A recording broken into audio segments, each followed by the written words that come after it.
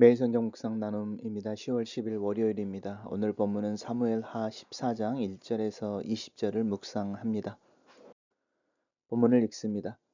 수르야의 아들 요압이 왕의 마음이 압살롬에게로 향하는 줄 알고 느고와 사람을 보내어 거기서 지혜로운 여인 하나를 데려다가 그에게 이르되 청하건대 너는 상주가 된 것처럼 상복을 입고 기름을 바르지 말고 죽은 사람을 위하여 오래 슬퍼하는 여인 같이 하고 왕께 들어가서 그에게 이러이러하게 말하라고 요압이 그의 입에 할 말을 넣어 주니라.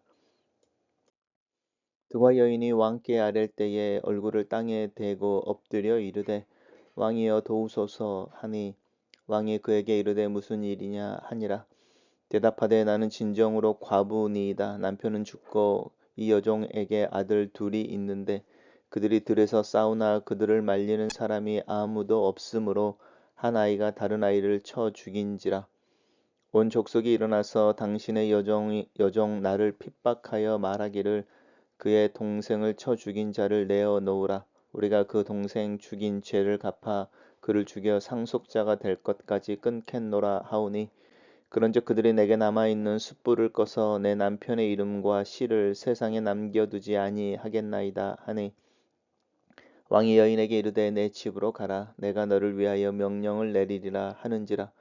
그와 여인이 왕께 아뢰되 내 주 왕이여 그 죄는 나와 내 아버지의 집으로 돌릴 것이니 왕과 왕위는 허물이 없으리이다. 왕이 이르되 누구든지 내게 말하는 자를 내게로 데려오라. 그가 다시는 너를 건드리지도 못하리라 하니라.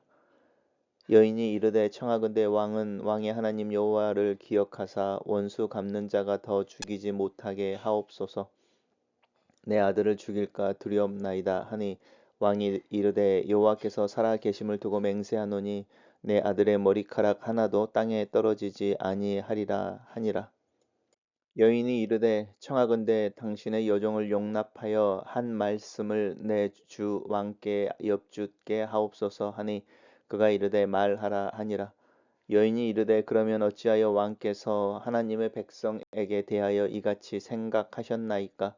이 말씀을 하심으로 왕께서 죄 있는 사람같이 되심은 그 내쫓긴 자를 왕께서 집으로 돌아오게 하지 아니하심이니이다. 우리는 필경 죽으리니 땅에 쏟아진 물을 다시 담지 못함 같을 것이오나 하나님은 생명을 빼앗지 아니하시고 방책을 베푸사 내쫓긴 자가 하나님께 버린 자가 되지 아니하게 하시나이다. 이제 내가 와서 내 주 왕께 이 말씀을 여쭙는 것은 백성들이 나를 두렵게 하므로 당신의 여종이 스스로 말하기를 내가 왕께 여쭈오면 혹시 종이 청하는 것을 왕께서 시행하실 것이라. 왕께서 들으시고 나와 내 아들을 함께 하나님의 기업에서 끊을 자의 손으로부터 주의 종을 구원하시리이다 함이니이다. 당신의 여종이 또 스스로 말하기를 내 주 왕의 말씀이 나의 위로가 되기를 원한다 하였사오니 이는 내 주 왕께서 하나님의 사자같이 선과 악을 분간하심이니이다. 원하건대 왕의 하나님 여호와께서 왕과 같이 계시옵소서.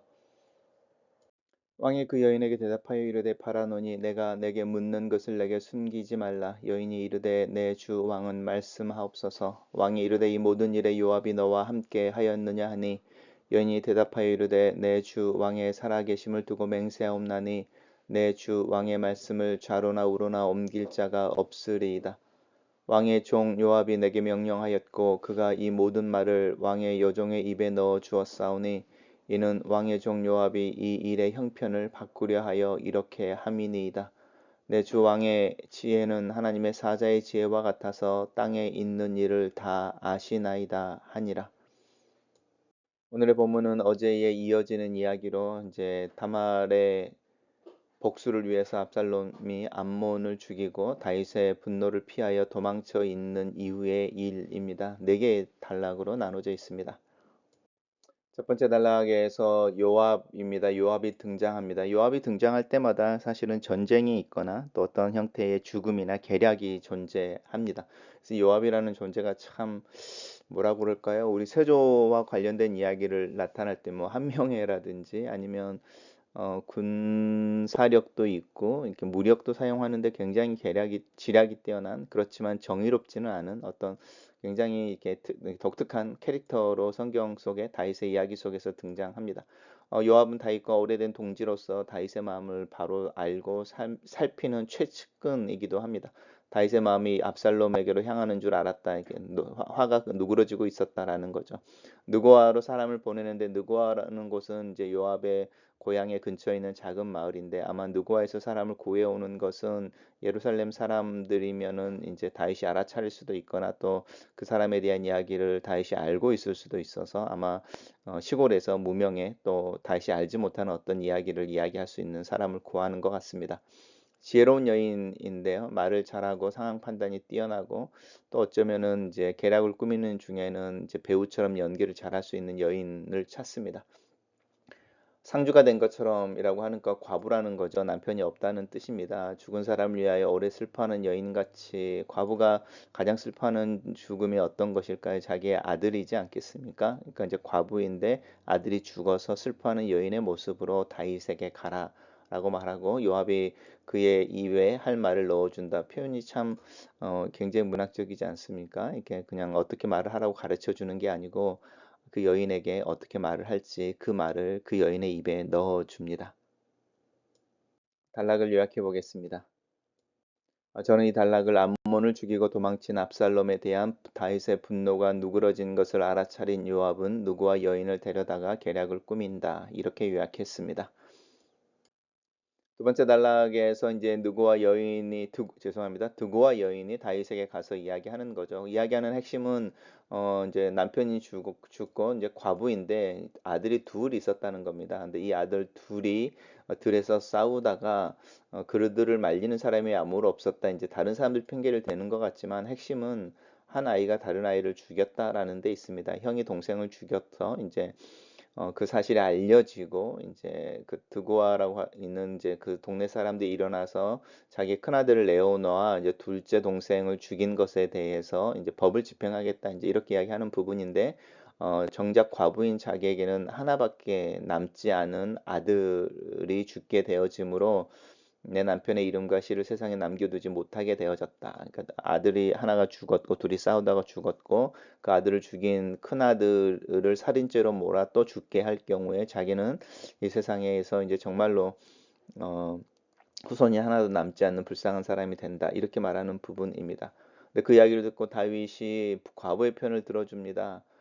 내가 너를 위하여 명령을 내리리라 이렇게 말하고 너 이제 그가 다시는 너를 건드리지도 못할 것이다. 내가 명령했음에도 불구하고 법을 집행해야 된다는 이유로 너의 큰 아들을 죽이겠다고 아니면 벌을 하겠다고 나오는 사람이 있으면 내가 막아주겠다 이런 이야기를 하는데 다윗이 이제 판결을 해야 될 때에 사실은 살인을 했다고 하는 부분은 굉장히 무거운 죄인 것이고 그것은 어떤 형태로든 간에 그 아들에게 물어봐 줘야 되는 거죠. 사형이 꼭 아니더라도 어떤 형태로든 간에 죄를 물어봐 줘야 사실은 나라에 기간이 쓰고 사회의 정의라든지 또 윤리적인 부분 속에 질서가 서는데 다윗이 그런 부분에 대한 이야기를 하나도 하지 않고 여인의 호소라고 하는 부분에 100% 동감을 해줘 버리는 부분입니다.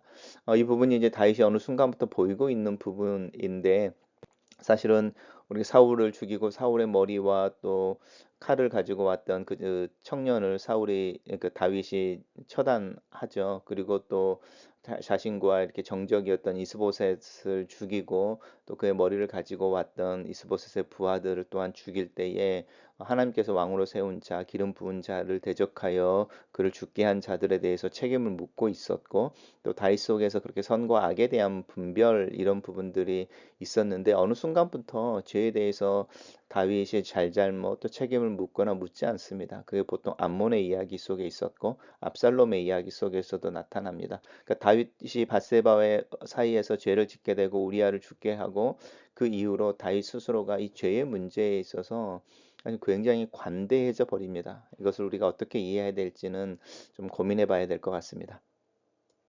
단락을 요약해 보겠습니다. 두고와 여인이 다윗에게 가서 자신의 과부인데 두 아들이 서로 싸워 동생이 죽었지만 동생을 죽인 큰 아들까지 죽이면 자신에게는 후손이 없어지니 큰 아들의 생명을 보호해 줄 것을 요청한다. 이렇게 정리했습니다. 세 번째 단락에서는 이제 여인이 다윗에게 이야기하는 거죠. 당신의 여종을 용납하여 한 이야기를 한 말씀을 왕에게 하게 해 주십시오라고 말하면서 이제 이 여인이 자신의 편을 들어준 다윗에게 고마워하면서 그 원리가 당신에게도 적용되어져야 하지 않겠습니까? 라고 이야기합니다. 왕께서 죄 있는 사람 같이 된다라고 하는 것은 자신에게 죄를 물어오는 사람을 이렇게 막아주겠다라고 이야기하면서 당신은 이 죄를 추구하고 죄를 묻는 사람의 모습으로 서 있다라는 거죠. 누구를 향해서? 압살롬을 향해서, 내쫓긴 자라고 하는 압살롬을 향해서. 그래서 당신이 이 어머니의 마음을 알아서 이렇게 동생을 죽인 아들이지만 그 아들의 생명을 보존해 준다면 너 또한 부모로서 네 맏아들을 죽인 압살롬이지만 그 압살롬을 죽게 만들어서는 안 되고 아들로 여전히 대우해야 되지 않느냐라는 이야기를 하고 있습니다. 오늘 이야기 속에서는 문학적인 표현들이 굉장히 많이 나옵니다. 땅에 쏟아진 물을 다시 담지 못하는 것처럼 우리의 인생이 필연 죽게 되어지지만 하나님은 생명을 빼앗지 아니하시고 방책을 베푸사 내쫓긴 자가 하나님께 버린 자가 되지 않게 하신다. 압살롬의 편을 드는 겁니다. 하나님께서 과연 암몬을 죽인 그리고 살인자가 어떤 형태로든가 살인자가 되어진 압살롬을 관대하게 그리고 죄를 묻지 않으신다. 하나님은 그런 이야기를 하신 적이 없는데 이제 하나님이 굉장히 관대한 분으로 설명하고 있죠. 우리도 하나님을 사랑이라고 이야기할 때 이런 오류를 범할 때가 있습니다. 하나님은 사실 침묵하고 계시고 하나님의 원리는 이미 성경 속에 묻어져 있고 용서와 죄의 대가에 대해서 요구하는 것은 사실 함께 가는 동전의 양면처럼 가는 정의의 문제, 사랑과 정의라고 하는 것은 동전과 같아서 용서와 또 그것에 책임이 동시에 물어지는 것인 것이 하나님의 법인데 그것들을 함몰시키는 거죠. 하나로 섞여서 사랑이라고 하는 부분 속에 함몰시켜버리는 오류를 범하는데 이 여인이 지금 그 논리를 펴서 다윗을 설득하고 있습니다. 단락을 요약해 보겠습니다. 누가 여인은 자신의 청을 들어준 다윗에게 다윗이 판결한 것처럼 압살롬을 잘 집으로 돌아오게 하는 것이 마땅하다고 충고한다. 이렇게 요약했습니다. 이야기를 들은 다윗이 바로 알아차리죠. 이 여인이 하고 있는 말, 그 말이 그 여인의 말이 아니라 누군가의 말일 거라는 거. 어쩌면 요압은 개인적으로 다윗에게 이미 이 조언을 했을 수도 있죠. 어쨌든 이 여인의 대답 속에서 다윗은 바로 그것이 요압의 말인 것을 깨닫게 됩니다. 요압이 너와 함께 하였느냐. 그리고 이 여인은 두려워하지 않고 사실은 자기가 들킨 거잖아요. 근데 두려워하지 않고 요압이 자기에게 시켰다라는 것을 이야기합니다. 어쩌면 이 여인은 요압의 어떤 권위 또 권세 또 다윗이 어떻게 할 수 없는 존재로서의 요압에 대해서 알고 있었던 것 같습니다. 그러면서 왕의 지혜는 하나님의 사자의 지혜와 같아서 땅에 있는 일을 다 아신다라고 말하는 것인데 이 일의 형편을 바꾸려고라고 하는 부분입니다. 다윗이 요압을 내칠 수 없는 게 요압이 가지고 있는 군사력과 어떤 권세 때문이기도 한 것이고 두 번째는 다윗의 마음을 미리 알아차리는 거죠. 우리아를 어떻게 해야 되는지를 알아차리는 것처럼 또 이제 압살롬을 향해서 마음이 바뀌는데 그 이유를 만들어 줘야 되는 거죠. 그래야만 데리고 올 수 있으니까 이 요압은 다윗의 가려운 부분을 긁어주는 존재로 다윗 옆에 있습니다.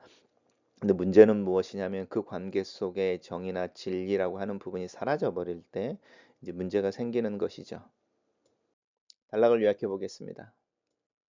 다윗은 느고와 여인의 청과 조언이 요압의 머리에서 나온 것임을 알아차린다. 이렇게 정리했습니다.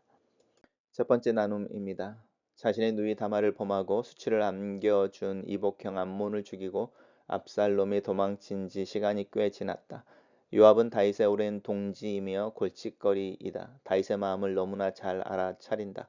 그리고 그 마음을 따라 움직인다. 소위 지도자의 심기를 잘 안다고 하는 사람들이 하는 행태이다. 오늘날도 권력자 주변에는 이 요압과 같은 이들이 많이 있다. 그리고 그들은 자신이 모시는 권력자의 심기 관리에 초점을 맞추는 중에 정말 중요한 것들을 타협해 버린다. 다윗의 문제는 압살롬을 향한 분노가 수그러지는 것으로 해결되지 않는다. 자신의 죄에 대해서, 암몬의 죄에 대해서, 압살롬의 죄에 대해서 침묵하고 있다는 것이 다윗의 가장 큰 문제가 아닌가. 그 침묵이 죄를 더하고 죄가 더 번성하게 하고 있지 않은가? 그리고 이 침묵이 통곡이 되는 날이 다가오고 있지 않은가? 진리와 정의에 대해서 조언할 수 없는 측근이라면 누구라도 내 측근이 될 수 있다는 것이 역사의 가르침이다. 그런데 그런 측근은 아무런 의미가 없다. 두 번째 묵상 나눔입니다. 다윗은 굉장히 실용적인 사람처럼 보인다. 동생을 죽인 형은 분명히 살인죄를 범한 것이다. 그러나 그 아들이 사형을 받아 처벌되면 과부인 어머니는 두 아들을 동시에 잃게 되는 딜레마에 빠진다.